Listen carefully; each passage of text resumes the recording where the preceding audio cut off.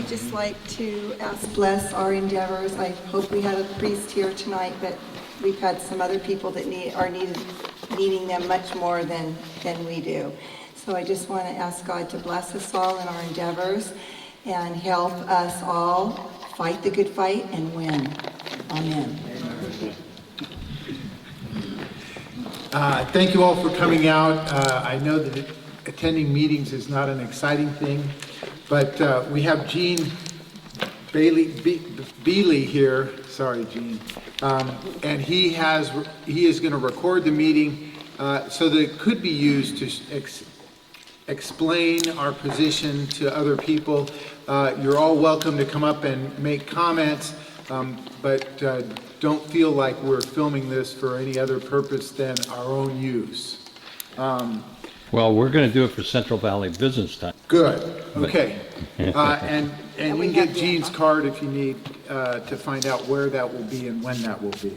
And we also have Dan Bacher here. The purpose of the meeting here is to follow up with our earlier meetings and also to update what's going on. We've got 4 or 5 issues. Deidre's here again, and she'll explain basically item number 5, the VSAs, what's happening with the JPAs and what DWR is doing, and sort of an update on the Newsom tunnel circumstance. And then we'll go through the rest of these items, and then we can have any questions or general discussions. Okay? So first, Deidre on VSAs, which is something I didn't even know what it meant, and she'll explain. Yeah. So how many people here know that the Delta fish populations have been declining in recent years? And the Delta smelt are right on the brink of extinction.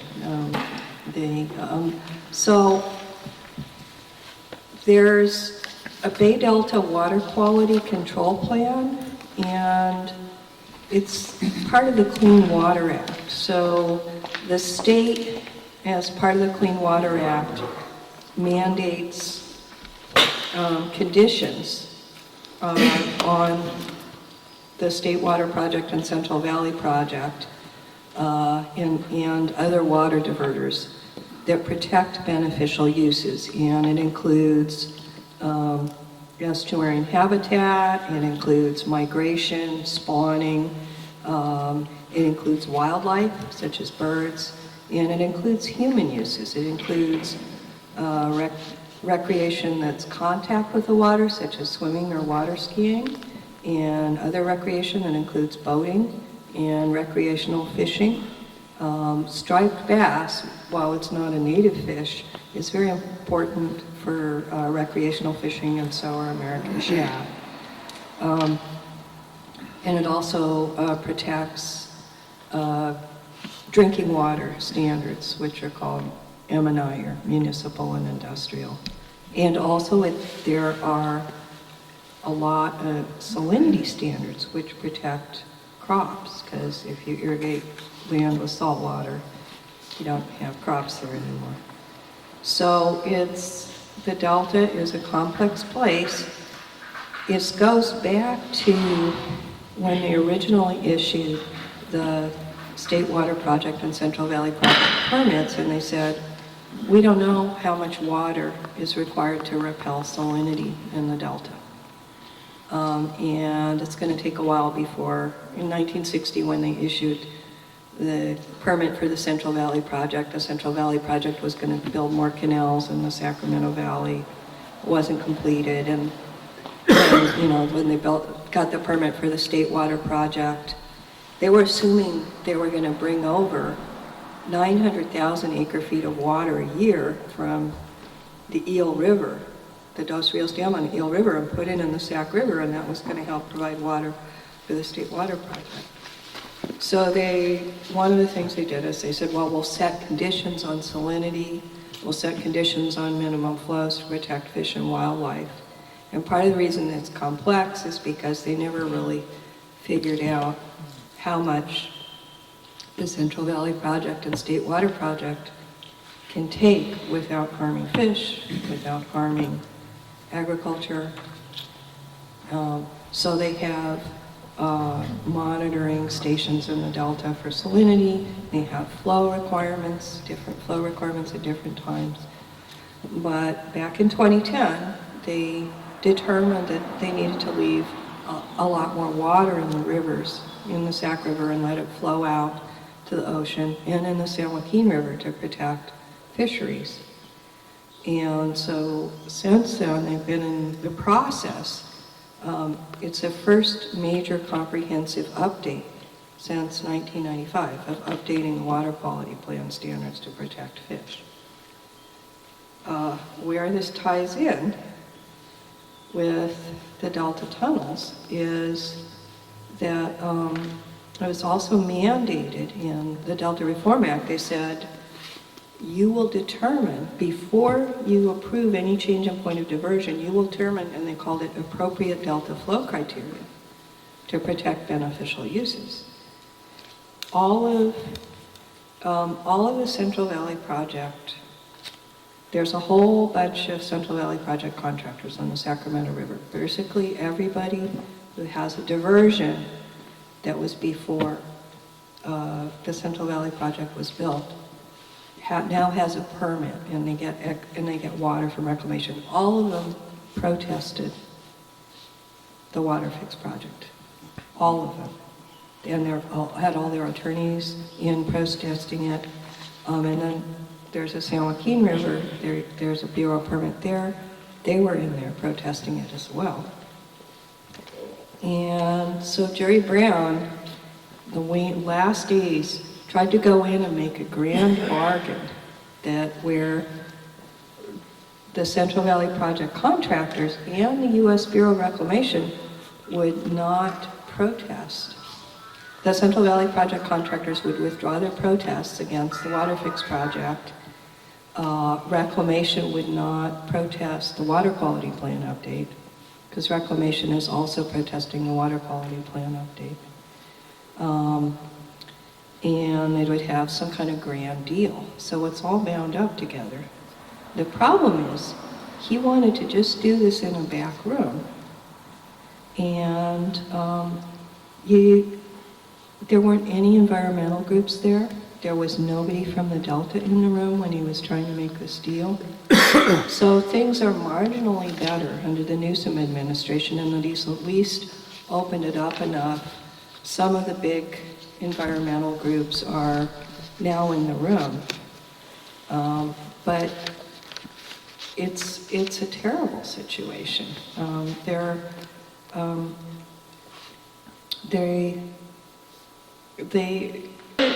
Resnick has an attorney. He was the attorney, his name is, I believe, Ernest Conant, and he was the attorney who set up the Kern Water Bank and did the legal work for that, and also worked on the Monterey amendments to the State Water Project contract. And he's been appointed the commissioner for the Mid-Pacific region for the Bureau of Reclamation. So he has done all this legal work, not only for Resnick, who's one of the biggest water brokers in the state and likes to buy and sell Delta water, but also for the Friant contractors and the Central Valley Project contractors. So he openly talked about it in the interview. He said, well, we're not going to put more water down the river for fish, but we think some of the environmental groups will probably approve what we do anyway. So, we don't think that we think this trying to work out a voluntary settlement agreement isn't going to work. Voluntary agreements in the Delta have a history of never working. Mostly the water just vanishes, water agencies don't voluntarily give up water generally, so people are really pushing for a regulatory plan. So that's an update. That the negotiations are still very much going on. They came out with a draft of the voluntary settlement agreements March 1st. They're supposed to come up with a more final version in June. And then they're going to try to do computer modeling of it and produce an environmental document, which they're planning to have out by December. And the plan is, the water board had worked since 2010. Their staff had worked pretty hard on trying to come up with something that was flexible, but would put more water down the river for fish. And the plan is to analyze this new alternative that's being worked out with the Department of Water Resources and Reclamation, and have the board just rubber stamp it and ignore their own staff work. And I think it probably would certainly send the Delta smelt and the longfin smelt extinct. And it may also be really bad for salmon. So, and I think people in the Delta need to look at this. If they don't get more water, if we don't protect cold water, pool in the reservoirs enough, they don't get water at critical times, they're just not going to survive, particularly as we're seeing these temperature extremes, hotter summers, that the fish that need cold water, fish that need adequate flows are getting very stressed. And we'll continue to see harmful algal blooms all over the South Delta. So it's not a good situation. And as far as the actual water fix part of the project, the Joint Powers Authority didn't meet this month. And I've heard from a reliable source that they're looking at how much of the environmental impact report they would have to do. They spent, I heard over $140 million on this report, on the report that they have. So there's obviously a reluctance to go back and redo a lot of it because of the kinds of impacts that aren't adequately mitigated against communities. I think that they would need to revisit a lot of the project, and they should.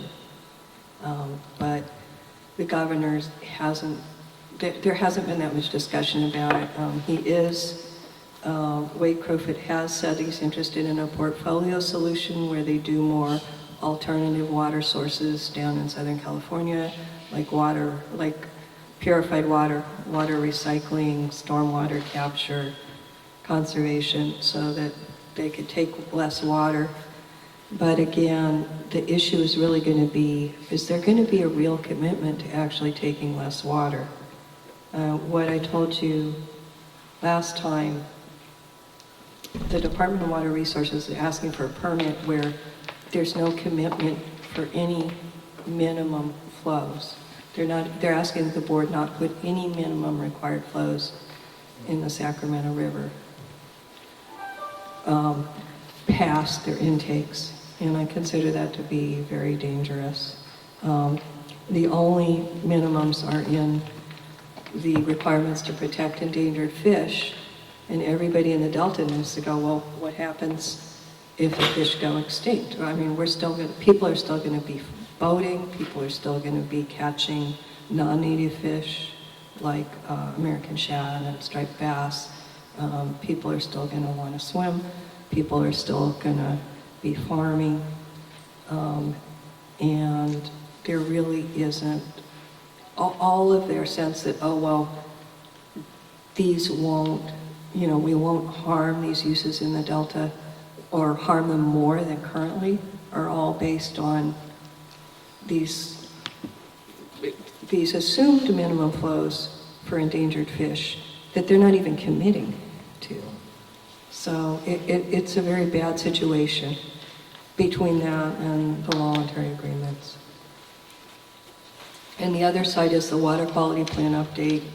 There's this weird Chinese wall where they originally said they would consider the new water fix North Delta diversions, but they're not considering them at all.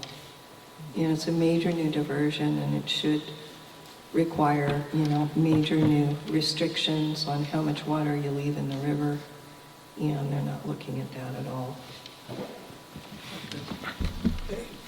What, Peter, what do you understand of the positions and activities of the major environmental organizations? I mean, I haven't read anything about what they are doing to try to deal with this. So there are some environmental groups who have, I didn't know about this until recently, but the Water Foundation, Wade Crowfoot is from the Water Foundation, and they've been providing funding for the environmental groups to participate in these voluntary settlement agreements. And it included the Environmental Defense Fund, the Nature Conservancy, which owns Staten Island, American Rivers, which is working voluntary kind of cooperative agreement on the Yellow Bypass, and Sierra Club? not Sierra Club.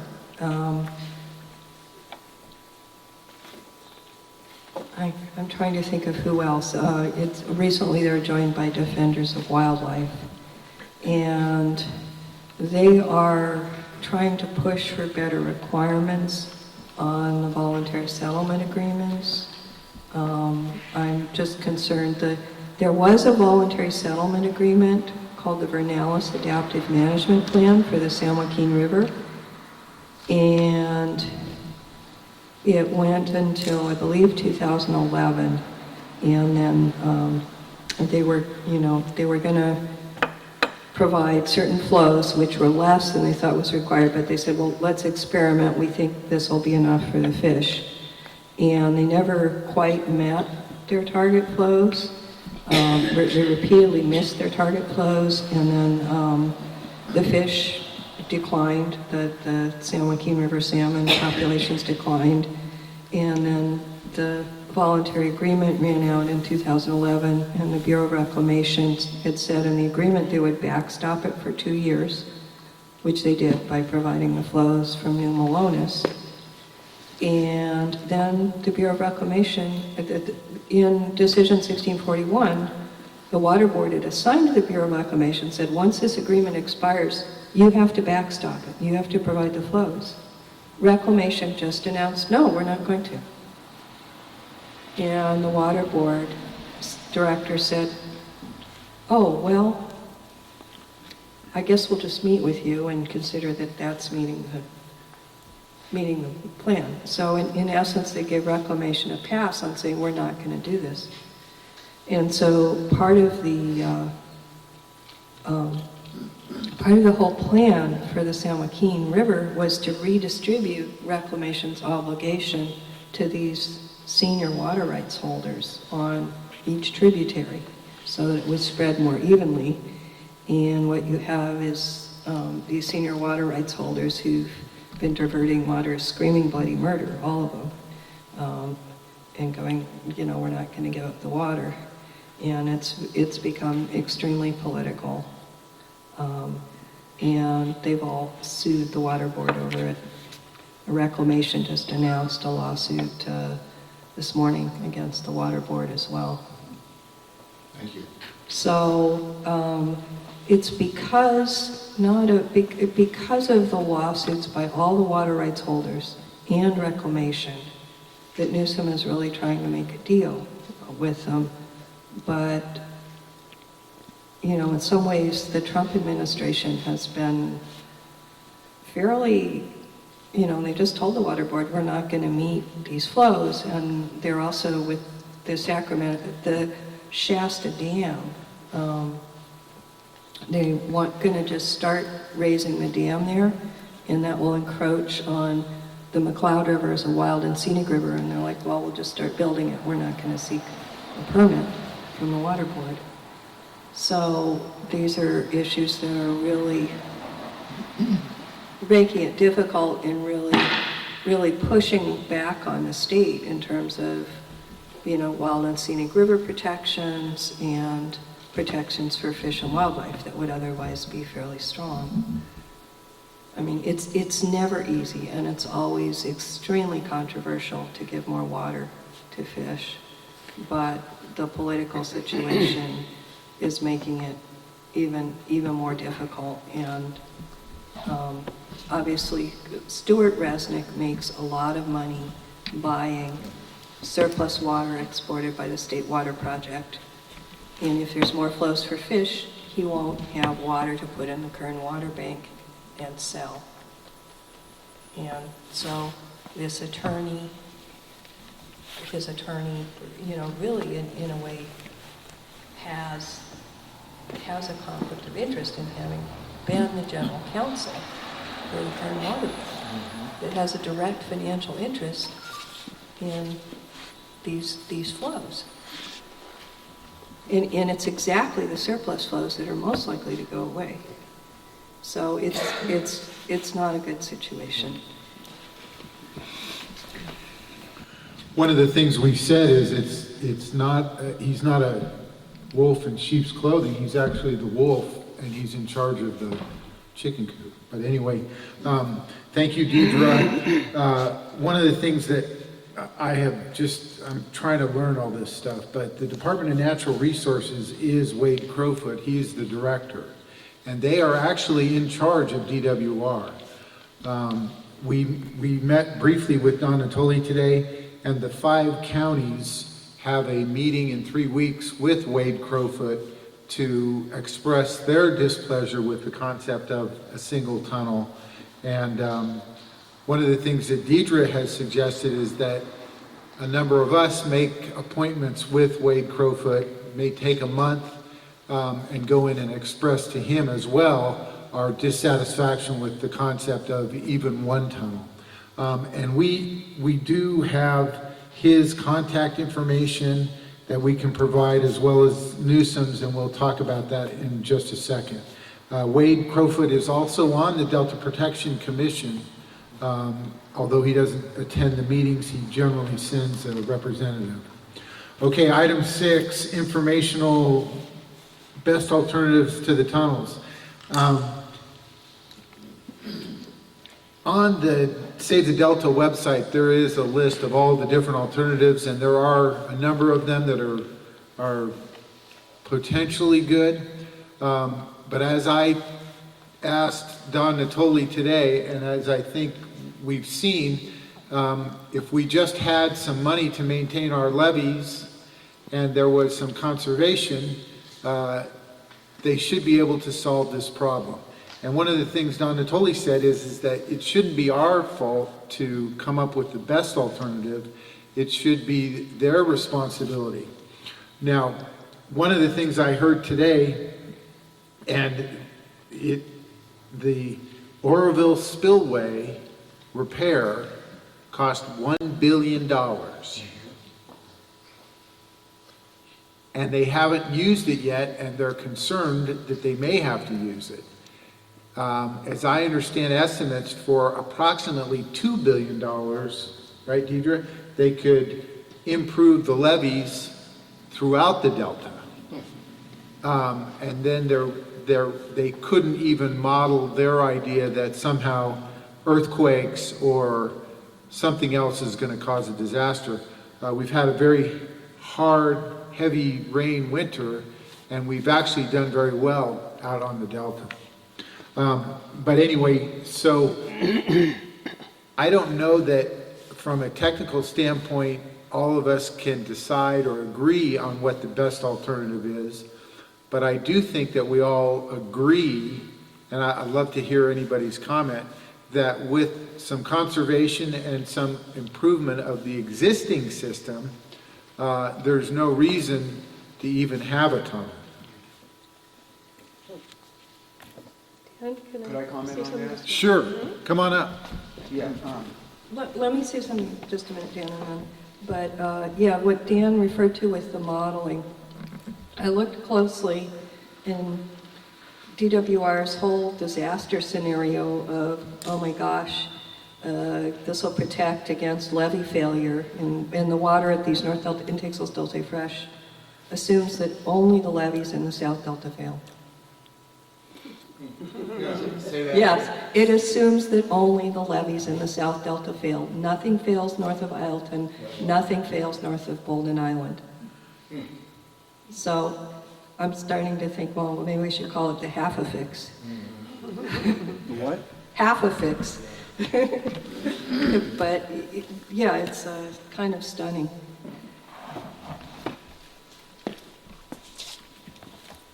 Yeah, well, I say, I completely agree with what Natoli was telling you, because personally, there's a bunch of alternatives, and I'm open to any of them, but essentially what he's talking about is through Delta conveyance.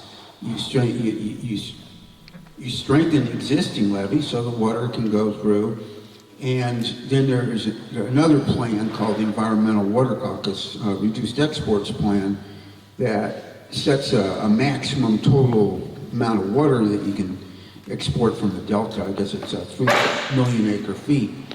But I really think that's the way to go, what he pointed out, because you fix the levees, and then you have safe, guaranteed water going through the Delta for Delta farmers, and also the water that goes to Southern California and for export. It's simple. Simple.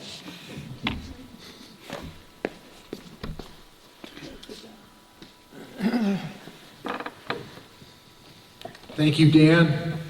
Okay, the next item on the National Heritage Association, as you know, that passed, and so what happens next is the Delta Protection Commission is going to start working on a management plan.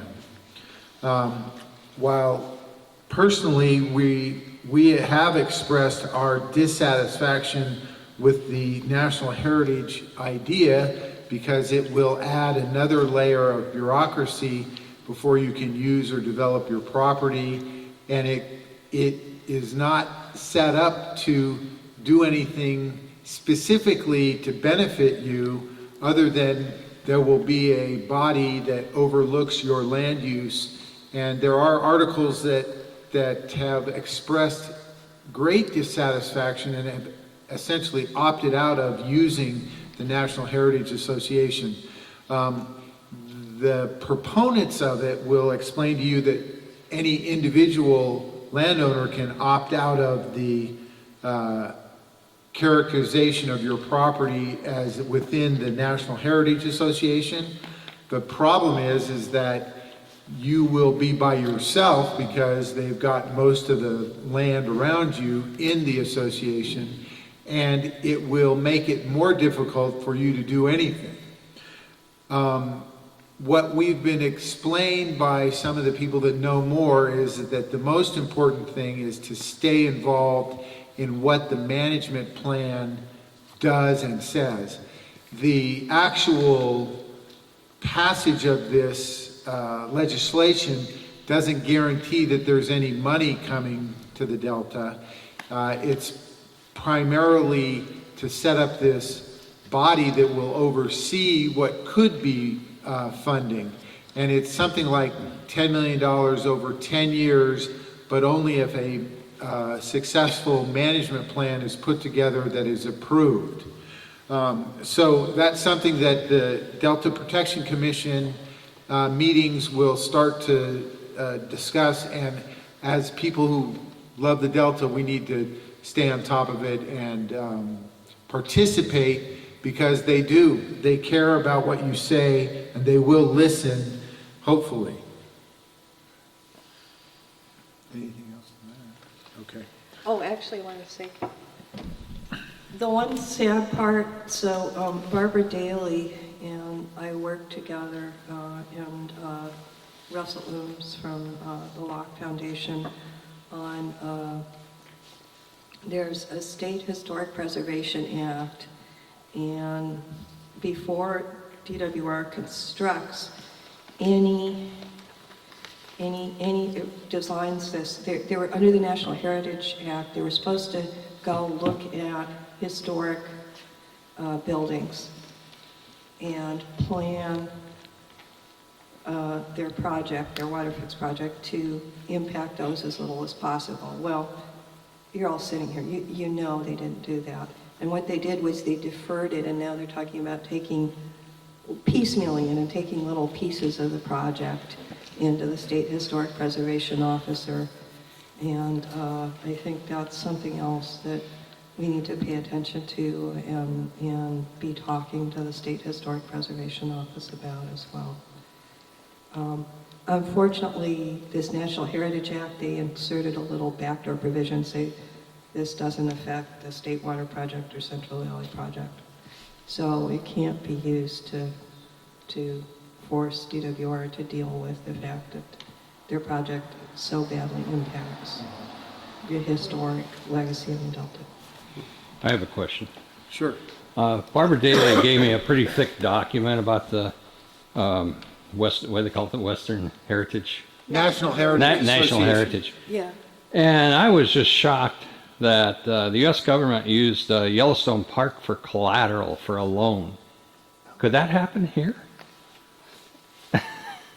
I mean, They don't own the Delta. I don't anything think so. can happen, I guess, but It could happen, absolutely. I mean, that shocked me. You're giving up your property rights.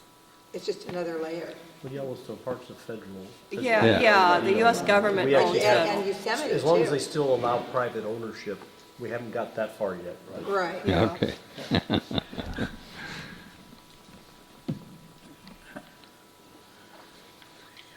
Yes. Just gonna also ask something about, I was just on the internet, trying to find like what happened, what's been happening with the water tunnels, and everything. And came across this one website, which was, I guess the people from Discovery Bay, they've filed a lawsuit, and they're using the Delta plan really as the basis for their whole lawsuit, that these tunnels will create, barge traffic, it's gonna destroy all the recreation, it's gonna destroy their water quality, all this kind of stuff. Now, I was just wondering, I mean, does the Delta plan really have that weight that this could be used to stop, I just wanted to say, I have the highest respect for Michael Brodsky, and when there was a lawsuit against the Delta plan, so he's basing it on the Delta Reform Act, and the Delta Reform Act required the Delta Stewardship Council to write a Delta plan. And people immediately filed litigation against the Delta plan, that it didn't go far enough to protect the Delta, and particularly to protect fish. And it was Michael Brodsky and Save the California Delta Alliance that prevailed on a lot of their claims, I've heard. And I think it's very strong. The Delta is recognized. So the Delta Reform Act mandated that you have to you can increase water supply reliability, but it has to be done in a way that restores, enhances, and protects the Delta as an evolving place. And yeah, there's some very, very strong, clear parts of state law, and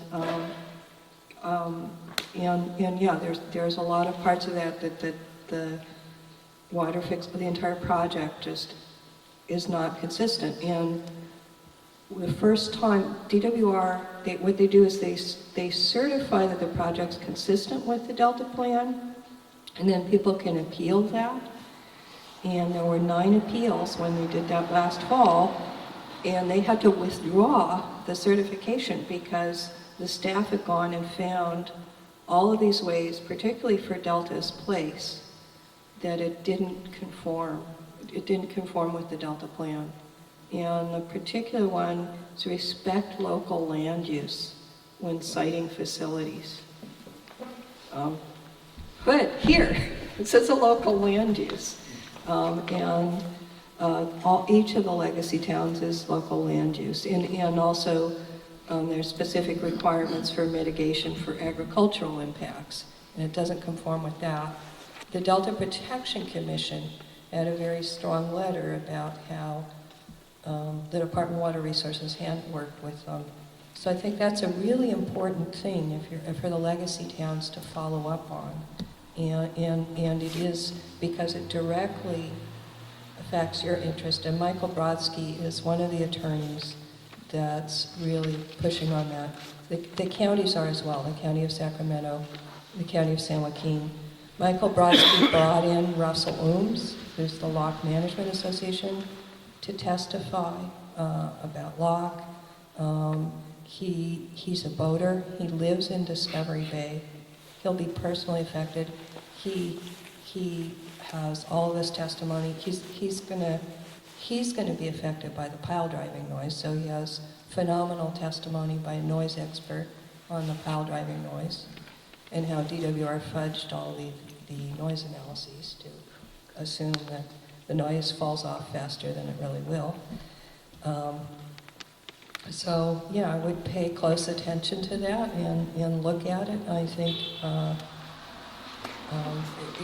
all of those points he's making, he may prevail on. I have a question. Over here, ma'am, I have a question. I don't know that you can go. I'm just curious. I'd like to know what this area is going to look like if in fact there is even one tunnel going through. What will the buildings or the intake facilities, where will they actually be positioned? What will they look like so that we can see how it affects this whole Delta area? I mean, is there a visualization about that? Either repeat her question so everybody. Yeah, so she wants to know if there's visualization of what the tunnel will look like. And the best thing I found, there's actually the drawings, the conceptual drawings for the water fix, and they have like a drawing of a map of where they'll go, and they have drawings of what the facilities will look like. And it's part 2 of the conceptual engineering report, and I'll send it to Dan with a link. And you can just kind of look through it, particularly the first part. I'd like to get a sense of what is the Highway 160 going to look like? What is Hood going to look like? I mean, how is it going to change? The Freeport intake is about 1/3 the size. In other words, you know, everybody knows. Much smaller. Smaller than that. So You know the Dave knows. Freeport, where that facility is, it's going to be 5 times bigger than that. no, it's The intake. More than that. so the tunnel screens are about 1,600 feet long.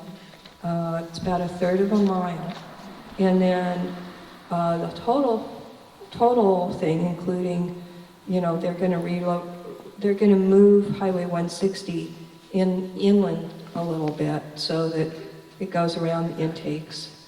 So the total thing, including the new ramp for Highway 160 to go up and on and off, will be about 3/4 of a mile. Where will that start and end? I mean, where exactly will I did have a map in my first presentation, and I can send it to you. There's going to be... Starts just north of Rosebud. Yeah, it'll start, actually, the highway on-ramp goes through Rosebud's lawn for intake number, they call them intake number 2, intake number 3, and intake number 5.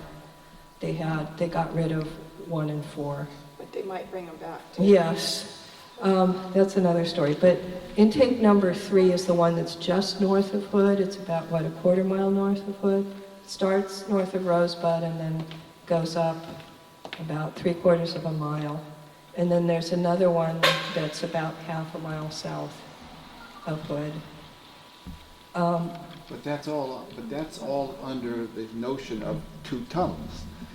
As far as what the governor said, there's going to be only 1 tunnel, or that's what they're going to. No one's done anything about what that means. Well, they did have a 1 tunnel. I think Metropolitan Water District would want to go back to what they were analyzing So in 2000, late 2017, early 2018, when they just didn't have enough money, they went to one tunnel, was one 40-foot tunnel, main tunnel, and then it would have the two northernmost intakes, intake 2 and intake 3. So they would not have the intake south of Hood. And the plan was to go to the water board and say, well, it's just a phased construction. We'll build the second tunnel and the other intake later. So that's the thought. There's a reason they can't, it's called a cold storage permit, and they can't actually, it's not allowed in water law to just apply for a permit for a water right that you're gonna just not pursue for decades. But I don't know, the Department of Water Resources has managed to get away with that before. So we'll see. But yeah, whether they're gonna change their application before the water board for a 2-tunnel project, or they're just gonna say, well, we'll build the 1-tunnel project now, that's a key question. And I really, nobody has a clear idea. What about the 9,000 cubic feet a second? Is that going to stay the same whether they have 1 tunnel or 2 tunnels? What they did before with the 1-tunnel, so a 40-foot diameter tunnel can take up to 7,500 cubic feet per second. That's the design capacity. And interestingly enough, the two 40-foot main tunnels have a 15,000 cubic feet per second capacity.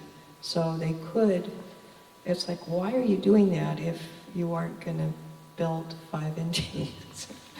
So, but yeah, the main tunnel part of the 2-tunnel project has a 15,000 cubic foot per second capacity, but they had 9,000, they had 3,000 cubic feet per second intakes that they said they were going to build. But as I said, the water board, they said this is what we're going to build, but they didn't propose any cap on the size of their diversions. Which, and the conceptual engineering report literally says we have a right to take any amount of water that flows past that's not required for outflow. Or for the Endangered Species Act protections. To answer that question because we don't know enough of the details at this point. Okay, the next item is our local communities. In the primary zone, we have 11 legacy communities. And I actually went to Knightston and Bethel Island. As much as I've lived down here for 30 plus years, I hadn't been to those communities. And we are having a meeting, not that everybody needs to keep coming to meetings, but we have invited people from each one of those communities to come to a meeting next Tuesday, I think, April 3rd, at the Wednesday, at the Walnut Grove Library, with the concept of each legacy town having a representative and forming a political action group that can actually lobby the governor and people in the legislature to stop this tunnel completely. And so I know tonight here we have Hood, Courtland, Walnut Grove, probably a few else. Who else? What other communities do we have here tonight? Boy, our first meeting, we had a good turnout from all over. But anyway, so that is as we've discussed in these meetings, we think that we need to shoot every arrow we have to try and stop this tunnel madness.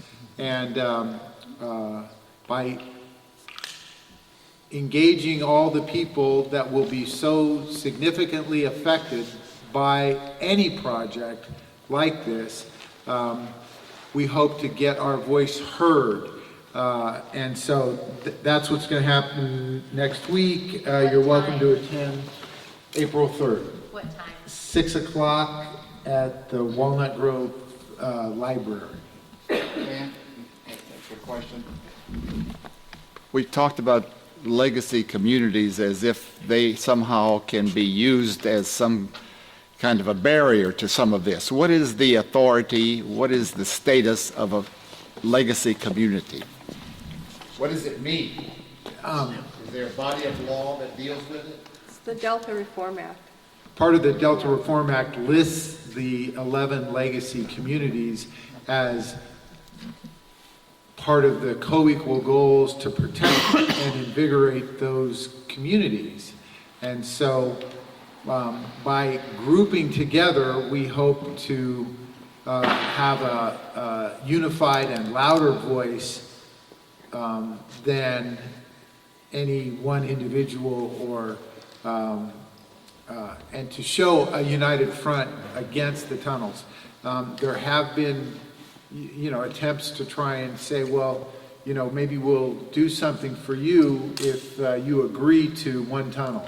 That's a lot what these voluntary settlement agreements have to do, and one of the reasons we need to stay on these environmental groups to not be purchased off to support a one-tunnel deal. We all recognize that even one tunnel will destroy us.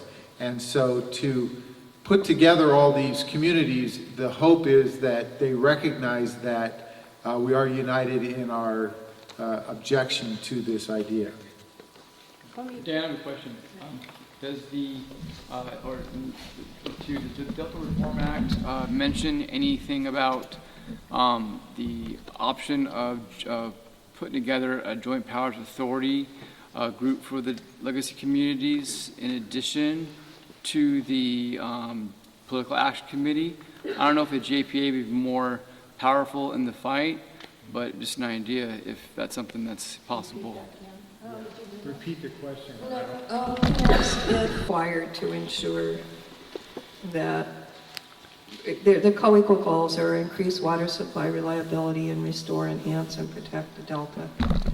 So they didn't, as far as it was sort of paternalistic in that it sort of envisioned the Delta Stewardship Council being the protection. Oh, and something I wanted to say. So on Tuesday, the Assemblymember Frazier, I believe it is introducing a bill to put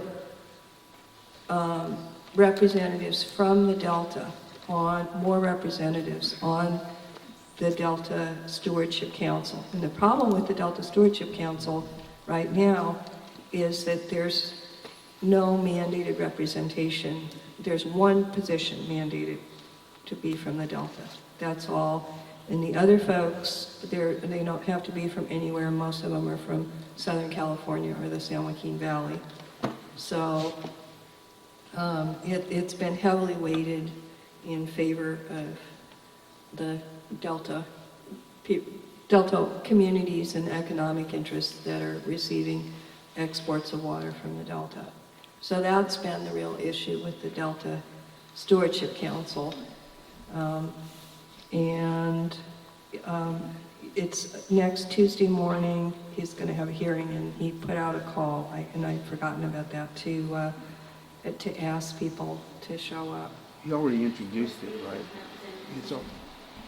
Yeah, but they're having a hearing for the bill, and he's asking people to show up at the Capitol if you can. But the Delta Reform Act didn't imagine, it was just this sort of paternalistic vision that this state agency would protect people. And we're having to fight awfully hard.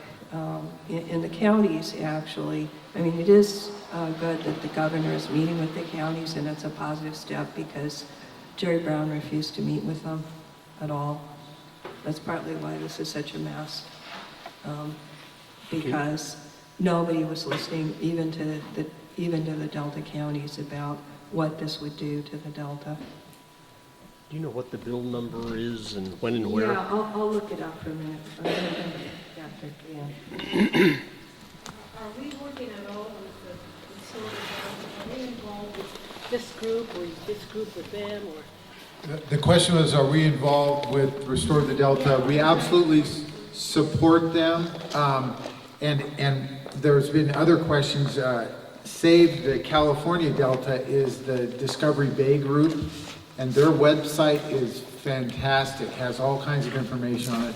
And Restore the Delta is doing a great job of tracking legislation and essentially, you know, they're out of Stockton. They're not as, I would say, we're here on the Delta, and we're here in the North Delta, and that's one of the reasons that we've come up with this idea to get a representative from each one of the towns on these legacy communities. One last point on the National Heritage Association. A lot of people thought that by that being passed, we would be protected. And it isn't necessarily going to protect us, and we have to do everything we can to influence that management plan and protect our Delta. Okay, the final action item is the individual letter writing. I have to say that I'm guilty. I have drafted mine, but I haven't finished it. I know that my daughter has sent hers in, and I hope and pray that each one of you have already done yours, or if it's not done, hopefully it will get done soon. What is a personal story? What does that mean? In my opinion, the personal story should be what's your connection to the Delta, and what do you believe or what do you recommend they consider in terms of this water fix idea.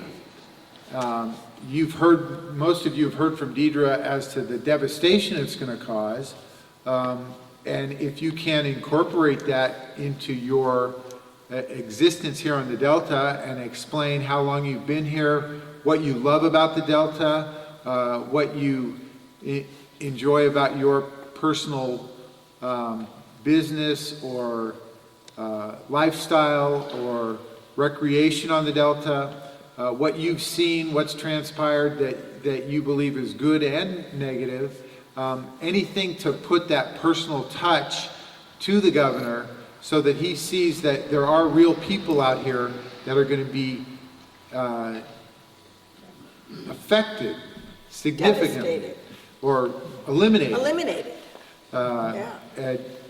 Angelica and Donis had a very good interview with Scott Anderson from the Sacramento News and Review, and they published a 2-page article that was very helpful because we're still trying to educate our family and friends in Sacramento that have no idea what a tunnel is or where it's going or why it's going, let alone how much it could end up costing us all. From both a dollar and cents standpoint, but also from a livelihood and just a devastation of the entire area. Anyway, Eminent domain. There's a copy of the article here, and anybody's welcome to read it and take a copy. So You should get the realtors behind you, get an industry like that behind you, because I don't think hardly anyone recognizes the importance of the real estate industry, how it's tied to the Delta. I'm a perfect example. When we retired, I lived on a boat in Stockton for over a year waiting for my wife to retire. And we ended up buying a condo across the street from Village West Marina. And later, a gentleman who has a boat there from the state of Washington bought another condo. He's now our neighbor. And he goes back and forth from the state of Washington to enjoy his boat at Village West Marina. Yeah. I mean, that's incredible to me. And I'm sure you'll find a lot of other stories like that. And are you a boater? No, the woman here who spoke asking about the impacts and so forth. Yes. Well, in impacts and telling a personal story, I think it's all about how it impacts each one of us. And I visualize people coming from Los Angeles, San Jose, and all over the country to the Delta. If the construction is started and they go out to some place like Mildred Lake, which is kind of a lake within the Delta between Stockton and Discovery Bay, and they see barges and construction lights, they won't be back. I mean, 10 years? Give me a break. I mean, common sense just tells you they're not coming back. And marinas are going to close, and The river's going to be dry. millions of There's gonna be water in dollars the river. of economic impact is just going to be a double whammy. There's going to be ghost towns here. Yes, that's right. And, you know, we talk about all these things, but God bless you if you just take a piece of paper and write no tunnels and put your name and address and send it to the governor. It's Right. got to be something from all of us. Go ahead. In the first meeting, a lot of things were mentioned that I had never thought of or heard before. The horrendous noise, the amount, the trucks, I mean, there were so many things that were really horrifying. And I thought if we had a document that lists just, bullets with all of the impacts, is there something that can be used that has? Yes, We have a really thick, we have like 100-page of comments on impact of the Delta with satellite photos, but I need something condensed. That'd be very helpful. Yeah. I think so, yes. The other thing I wanted to say is, when you're writing a letter, visualize. Mike.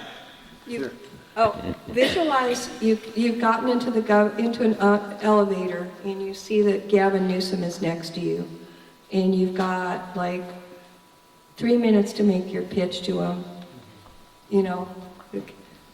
This is why you need to save the Delta and not build the tunnels. What would you say? And put that in your letter. That's a good point. Do you know if he's ever visited this area? Is he familiar with the Delta? I mean, has he ever been down in the Delta? Because I Question is think whether he should. Gavin Newsom's ever been to the Delta. I really don't know, although he's from San Francisco. He's probably been through the Delta or driven through. But what his closeness or affiliation, I don't know. The one thing we do know is that he is trying to take a fresh look at this. And this Wade Crowfoot was from a The Water Foundation. foundation, which is, seemingly environmentally sensitive, who would clearly not want something that would destroy the water. So those are positive things. It's just that we can't let up at all. You had something to Seems say. like there's a lot of focus on the fish, but not on the environment per se, or the people that live in the Delta. That's right. We need to focus on. Yeah, we have to focus on the people. Yes. Peter and then, Well, I was just, in answer to the one question about what documents have been done, I've been a part of writing tons of documentation that went before the California Water Commission, before the Bay Delta Conservation Plan for the school in Clarksburg that will be majorly impacted. And so there's literally thousands of pages of things that people have written that have gone into the public record, but it's kind of like, okay, so what'd they do with it all? Is that all thrown away? Do we start from scratch and nothing happens with that? Oh, there's major lawsuits proceeding on that. But there's a huge lawsuit that's proceeding. It's in the Sacramento County Court, and all of the counties, all the Delta counties are in it, a whole bunch of the environmental groups, the Sacramento Valley water users, the San Joaquin water users. Actually, I think the San Joaquin folks aren't in there. City of Antioch is in there. So it's all proceeding. They were seeking a stay in the hearing because It's like, what are we doing? They don't know how much of it's going to be changed. But the other thing is I talked with somebody from one of the environmental groups that had originally proposed the smaller tunnel portfolio solution, and I said, look, that doesn't address all the issues. Do you know what this project's going to do to the legacy towns? He was like, no, and I'm like, it will wipe them out. So the environmental groups also just, it's a very complex, it's 90,000 pages, I think, is the final EIR. They don't know, there hasn't been, part of the reason, I was glad Barbara Daly introduced me to Donis, and she was concerned, wanted to hold a meeting, and I really wanted to get you the information. But I think there needs to be some noise made about it, and you can go back and see, their own engineers said, there's huge access issues in the Central Delta, and I don't think clogging every little two-lane road into and out of the Delta with diesel trucks is the solution. It's not. It's going to have horrendous impacts on every single economic use in the Delta, from, tourism, little marinas, agriculture, everything. Linda? Yeah. Copies of that report on the devastation, has that been given to Gavin Newsom? No, yeah. Well, I think that was an excellent comment from this lovely lady over here that said, can we, Deidre writes, can we have you put together so many of these, I don't know if this is working, construction impacts and destruction that's going to occur here. Can you maybe help us write sort of a resolution that we can then, with all of these construction devastations and decimations of the Delta, and then we can put a face, all of our faces to that, and our stories could come to that, because we have some very brilliant minds that have already done so much here. Like you said, like Dave Sterling, I know Barbara Daly, I mean, there's so many people here that have put years and years, decades, now into it, and we don't want to rewrite the wheel. But since we have this very small window of opportunity with Gavin Newsom, we really don't have a lot of time. And I think we all feel that urgency. Something simple. I really think a copy of that report or some version of it may help him to see. Maybe he's only hearing, complaints, whatever. But that's like a reality of what's going to happen. What? It needs, I've heard Gavin Newsom tweeted about being dyslexic. So we wanted to have pictures. Yeah, I just got one other suggestion. Well, just right before Newsom entered office on December 22nd, right before Christmas, I went with a group of mostly women from Idle No More, that's a Native American indigenous group from the Bay Area, to Newsom's house, to front to sing Christmas carols, and basically kind of funny Christmas carols about Gavin Newsom doing the right thing. And it was really creative. And then they dressed up like reindeer, funny, to try to create some humor at the same time you're getting across a point. And, we weren't knowing what to expect. Now, Newsom wasn't there, according to the security, but his wife was, and she came out, and she was there with us about 10 minutes singing the songs with us. And she also talked to everybody individually and shook their hand and thanked for being there. So that might be, one other angle if it doesn't work with the governor himself, because she's an environmental filmmaker. We need her to film this. Yeah, and so, that's what I'm thinking, that you might be able to get her to do a film on the Delta. And that might change She made it very clear she wasn't the governor's mind. That one walks. That walks. I like that. You have a great political ally in in Walnut Grove, Rusty Arias, is that how you pronounce it, Dan? Sure. And he's got a big yacht there that was made in Stockton, Stevens Brothers classic yacht. So he will protect the Delta at all costs. But it's got to be one-on-one things like that. Do you think they're really reading thousands of words, hundreds of thousands of words that all you people are writing? I don't believe it. Well, and one of the things that we have done this meeting, and thanks to people like Barbara Daly that have kept us thinking about this, is that we don't want to wait 10 years through 6 appeals for the lawyers to win this for us. We want to stop it now. And if we do put the face to the objection to this tunnel, it does seem that we could have some momentum here. One of the things that Barbara Barragan asked us to write letters earlier, and everybody wrote a different letter about what they thought. And one of the items that I said is that, well, if there's 100 truck drivers coming through the town of Hood every day, and they've had 2 cups of coffee, where are they going to go to the bathroom? There's no public bathroom here. And it was something like that she said, well, gee, that's never been said before.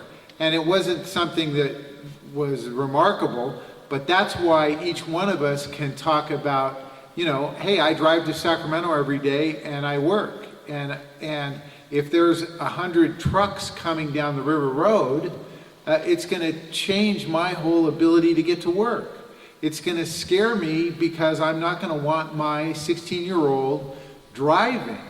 It's going to affect me in ways that each one of you has an idea or can formulate an idea, and that's what we're asking you to do.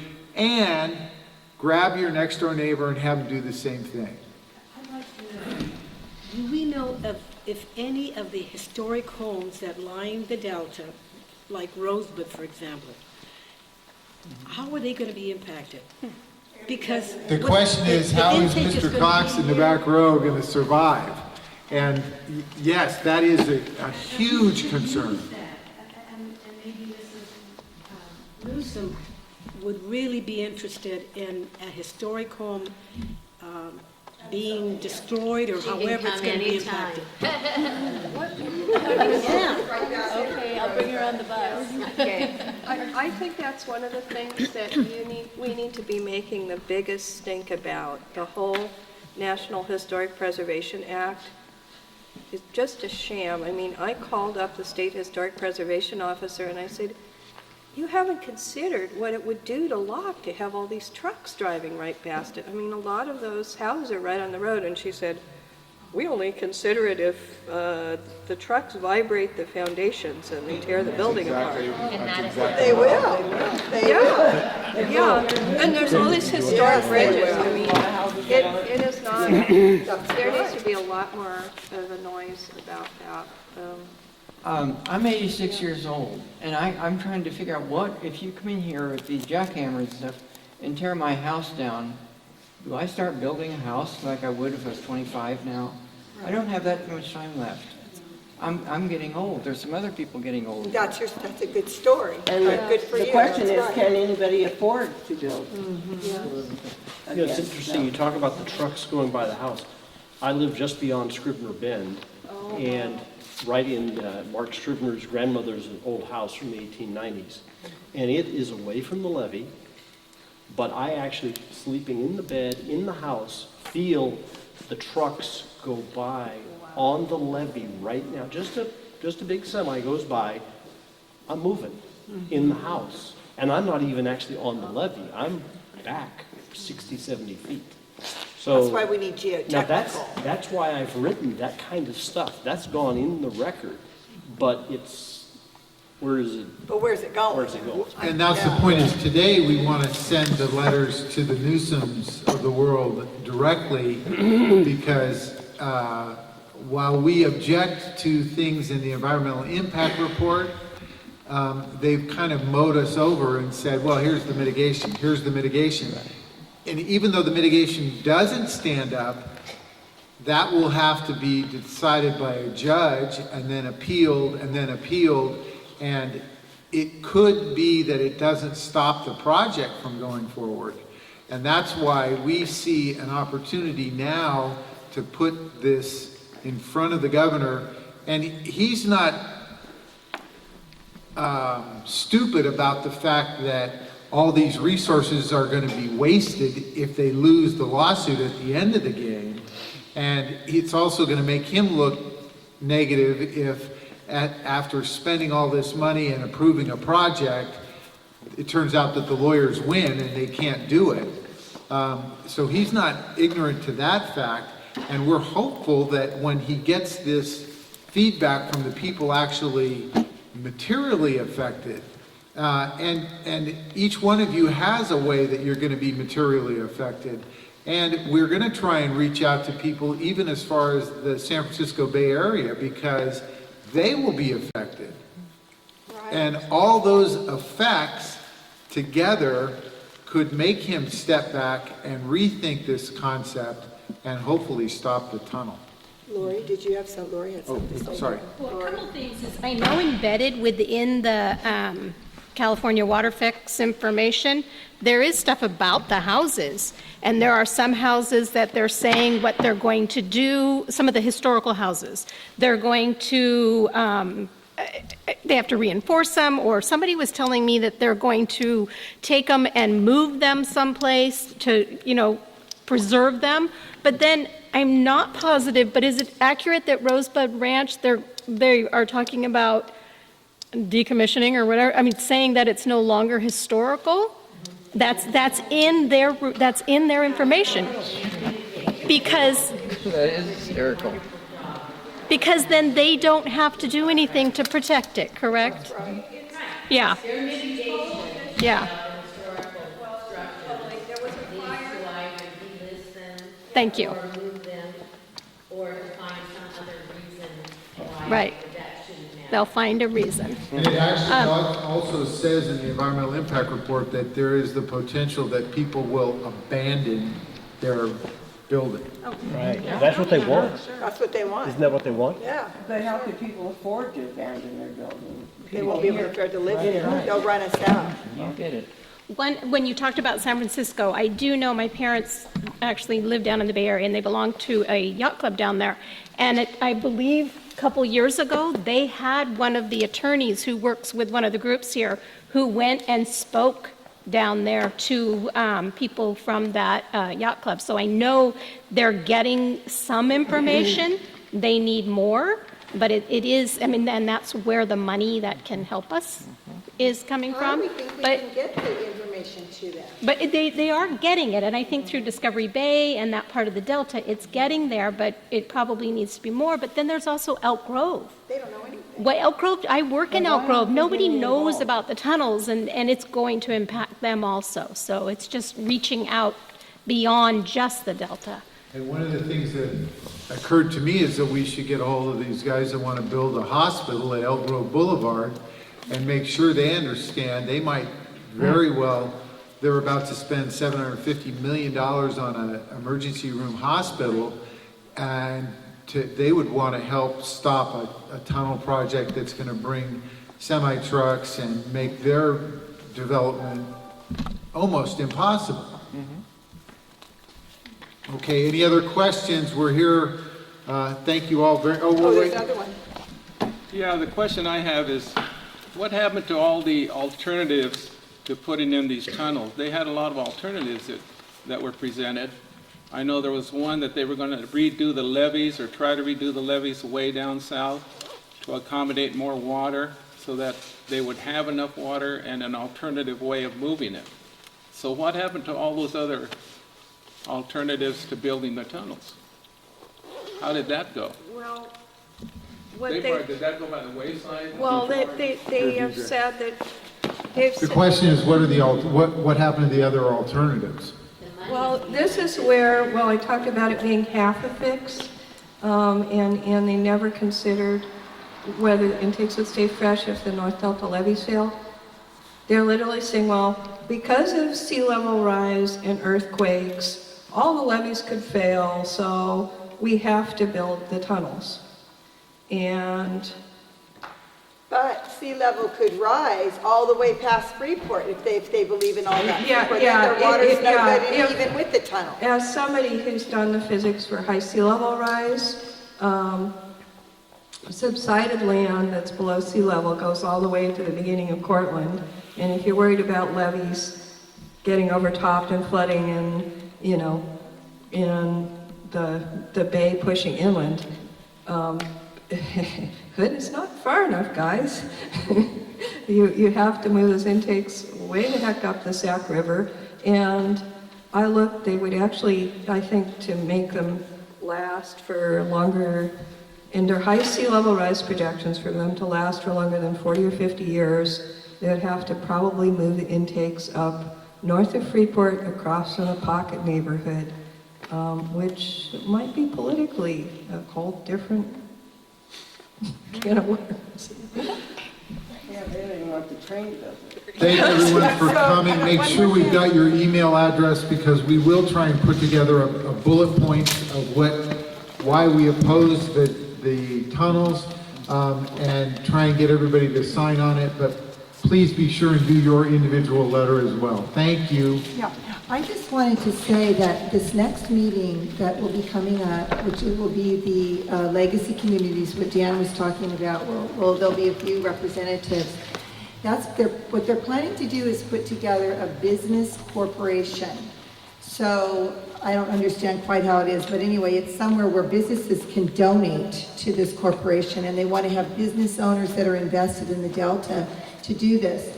By gathering monies, they will be able to hire lobbyists who can get to Washington, D.C., not just to the governor.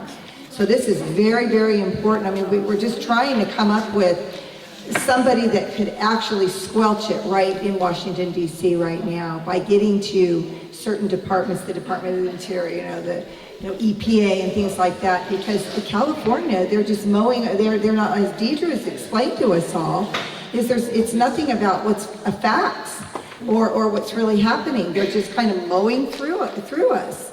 So, I mean, that's why, we are really, we want us to all write our stories. There's, some people think, oh, it's a waste of time. It's not. I don't believe it is a waste of time. Mrs. Newsom is very involved in the office downtown, and I know that she would personally read some of these stories. And I do believe that the governor has taken a second look, and when we put a face with a picture, not just a letter, a picture of your home, of your business, of your boat, and show what you have, your vineyards, your pear vineyards, your beautiful facilities, what your dreams are, and how this would all be just taken away. Because as Deidre is going to give us, with her construction defects and all those things, we can be implementing all those things. So we can start our letters, and then let's all pull this together. Maybe we can do that via email to a certain degree, because I know having meetings, is kind of hard on us all. But we don't know what else to do so that we can all communicate with each other. Yes, Barbara, come on up here. How do they reach you? Oh, on our email. We're What all is on it? email. Barbara, hi. That's on our handout. This is Barbara Daly, for those who don't know Barbara. Hello, I'm Barbara Daly, and I have a tour business out here, and I was just saying to Dan Bacher, who's done so much work on this, he's an excellent journalist. I'm so glad he's here tonight. And, thank you. And Jean Bealey as well, thank you both for coming. I have a tour bus that seats 14 people, and I was just saying to Dan, should we take Gavin Newsom and his wife on a tour? Yes. Yeah.